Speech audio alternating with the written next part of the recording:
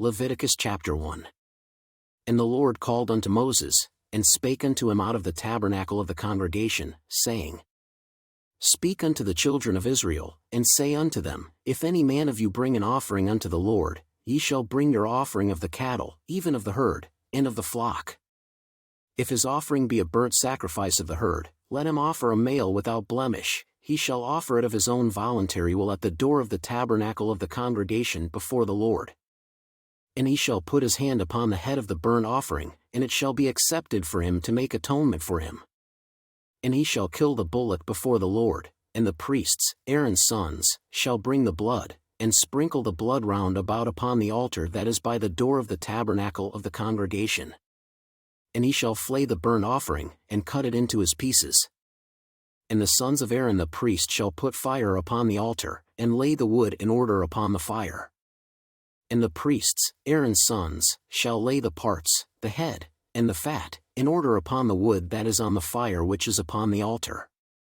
But his inwards and his legs shall he wash in water, and the priest shall burn all on the altar, to be a burnt sacrifice, an offering made by fire, of a sweet savour unto the Lord.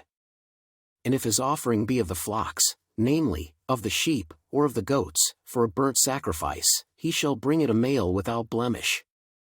And he shall kill it on the side of the altar northward before the Lord, and the priests, Aaron's sons, shall sprinkle his blood round about upon the altar.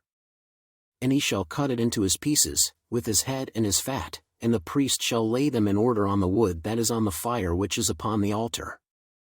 But he shall wash the inwards and the legs with water, and the priest shall bring it all, and burn it upon the altar. It is a burnt sacrifice, an offering made by fire, of a sweet savour unto the Lord. And if the burnt sacrifice for his offering to the Lord be of fowls, then he shall bring his offering of turtle doves, or of young pigeons. And the priest shall bring it unto the altar, and wring off his head, and burn it on the altar, and the blood thereof shall be wrung out at the side of the altar. And he shall pluck away his crop with his feathers, and cast it beside the altar on the east part, by the place of the ashes. And he shall cleave it with the wings thereof, but shall not divide it asunder, and the priest shall burn it upon the altar, upon the wood that is upon the fire. It is a burnt sacrifice, an offering made by fire, of a sweet savour unto the Lord.